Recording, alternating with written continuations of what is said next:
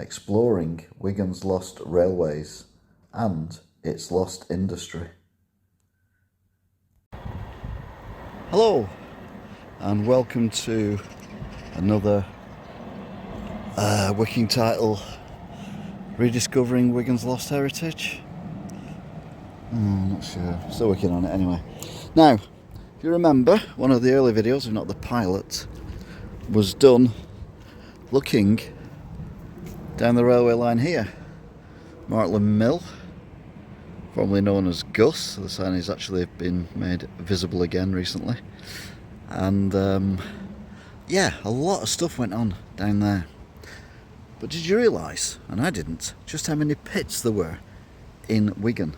Well, on this one, we're going to have a wander around some streets where I'm sure the people living there have got absolutely no idea of the industry that was on the site back in the day, even before 1965. So I'm here in some quite well established woods. Those trees are actually fairly tall, not very fat, but they are fairly tall. And this was the site, believe it or not, of a factory. What I'm going to do is I'm going to use those houses there that I always thought were Victorian and from the same era. We look at the photograph, you'll see where I am. And then if I put the map on, you see I'm actually stood in the middle of the tile and brick factory. I've also walked down here, which would have gone through the reservoirs used by said tile and brick factory. Amazing. Absolutely no trace of anything here. We can hear the road in the distance. That's the main road that takes you to Marsh Green. And, well, the Marsh Green that way, and that way takes you up to Beach Hill. Talking of that road, this is the road that we could hear a minute ago. And I'm about to go underneath it using this bridge near the canal, and we are going to see the changes that have occurred, one of which is, well, there's a few of which are amazing. On this side of the canal going down towards Frog Lane, etc. Right, this road, if you look at the map, used to be the main road, but obviously it's not anymore because the main road is now the other side of these houses. Yeah, a side fact rather than something of major interest. Now at the back of Farm Foods, which many of you will know and probably shopped at as well at some point, and it looks like an embankment here. I don't think it is an embankment, but that's certainly a wall that is out of place with pretty much everything else around here, which is more of a new build, certainly from 1960s onwards. So we'll have a look at the overhead, and then we'll have a look at the map. As we can clearly see on the map, this raised ground here was some sidings. Now it's just about to see houses through the trees. I thought it was a very clumsy horse. I think it's someone chopping some wood or something in the distance. And it'll bring us back to what is now Woodhouse and obviously the Farm Foods. But what were the sidings for? Left is where we've come from. The road ahead is the new road, and we're now at the fairly new Lidl. And this is where things get, well, scary and interesting simultaneously, both together and at the same time. So I'm stood near the back of Lidl. I'm just to one side of the corner that they cut off there to get the vehicles around to do the deliveries and everything. And I'm actually stood on a patch of grass, which in itself is hardly news. So let's have a look where we are on the photograph. And this is where it gets really, really scary. Let's have a look where we are on the map. I'm stood directly on top of a pit shaft. Now I know there's industrial units over there on the land where these houses are, but they've long since been demolished and replaced by the housing. But yeah, I never realised that you could literally stand on top of a pit shaft. Wow. This is roughly where the other pit shaft is. If I put the map up, you'll see where I am. And then everything around here was sidings. Massive amount of sidings. So it must have been a very successful pit to have this much engineering going on around it. Anyway, there's more to this than just this. So let's keep going. We've moved along a bit. You can see these houses here, and you can see this building here. Now, the houses weren't there in the past. Let's have a look at overhead view, roughly where I am. You can see the houses, you can see this massive now self-storage unit thing. Well, flip to the map, and weirdly, the industrial unit is 2 rows of houses, and those houses over there don't exist. But I'm more interested in finding out what's going on behind this building, so we'll have a wander down there and look at the old maps again. Looking past here, and where those things are used to be tram sheds. Who knew? Well, everyone, if you look at the half map, half biscuit that I've got. Right then, so we're now going to head to this corner. So I've moved now to the bottom where all these houses are, and I would literally be in the middle of a massive railway station stroke, well, not station, but sidings going off in all directions. One's going off to the pit over there, and one's just proper sidings over here. So let's have a look at the overhead map, see where I am.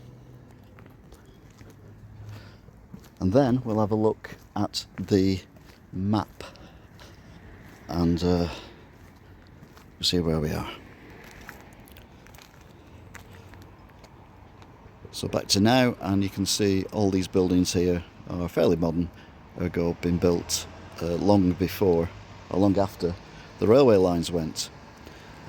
Goes all the way through to Pemberton caravans as well, and beyond. They are massive sidings, just go on and on and on.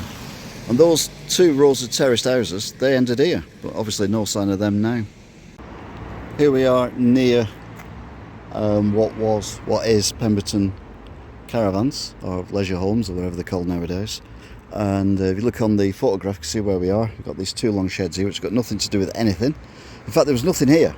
Roughly where the trees are over there is where the sidings were, and that's where the train track still is today. So if we put the map on, you'll also see at the other side, at the end of the industrial estate, when you just before you cross the white and black bridge, there's a massive building there as well, but that's not doing anything. So it's all very exciting. So I've relocated around to here, and I've expanded the map so you can see better what I was on about. So photograph, map, and those are the sidings, and this is the building that we can't get to because it's at the end of the industrial unit. However, we can have a look at the industrial units from the other side. Right, so I'm at a railway bridge, which once upon a time you could actually go under into what was a heavily industrialised area, still industry now. But if you look at the photograph, and you'll see where I am, and then I put the map on, and just look at the other side of the railway line. All the train tracks, all the buildings, all the sheds and everything that were there. None of which still exist, apart from a handful. Let's have a look from the other end, shall we, and see what's going on. So we're now back at the railway, a bit further down. If you have a look at the photograph, you'll see roughly where I am. And then if I put the map up, you'll see what was here before. And there's one thing of interest with that map, which I'll show you in a second, but first, see what I can see now. And you can compare that with what the map shows. Put the map back on again. You can see there's a lot more industry then than what there is now. But some of the old buildings have remained. There's some, what looks like was a taller building, but isn't anymore. They filled the windows in and everything. There's a wall, definite wall of something. So again, let's put the map back on again. But there's more. Now I remember this when this was the old tip site, where you'd bring all your rubbish and amenities and they would, not amenities, but all your rubbish, But this, where I'm stood now, was actually a pit shaft or thereabouts, certainly within 5 metres of where I'm stood. If you have a look at the photograph, you'll see what I mean. And then if you have a look at the actual map, you see it wasn't the only shaft. There's another one in the garden of the houses over there as well. But yes, I never knew there was a pit here. Again, more pits. Yeah, okay, the clues were there, I know. Coming out though, I noticed this wall, which I've never really paid much attention to. Very old wall. It's got buildings on the inside of it, modern buildings, which are for, I think, social housing or something similar. But back in the day, this was, believe it or not, the Wigan Workhouse. Don't believe me? Have a look at the map. There you go then. The Wigan Workhouse. Still doing social stuff today. Most excellent. Must admit, I had noticed those gates and I always thought they were a bit grand. All kind of makes sense now, doesn't it? This is Shy Street. But if we look at the photograph, you can see they were building this when the photograph was taken. But then when you put the map up, you'll see there was a massive foundry building going down here right to the railway station, which you can see in the distance. So yeah, follows the line exactly as it did previously, which is jolly impressive. I think there's even a way to go under the railway further down, but they'll blocked it off now. On Prescott Street, and I've always assumed that this building, or this wall, was part of a big building. But if you look at the map, certainly at the time the map was made, there's no building on that site. So these buildings here may well be the first buildings on there. So we've come under the bridge, which unusually hasn't got anyone, what's the word I'm looking for, stuck under it. But if you look this way, you can see an industrial estate. So I'll look at the photograph and then have a look at the map. You'll see there was a massive locomotive shed here. So this entire industrial site is built on the site of an old locomotive factory shed thing.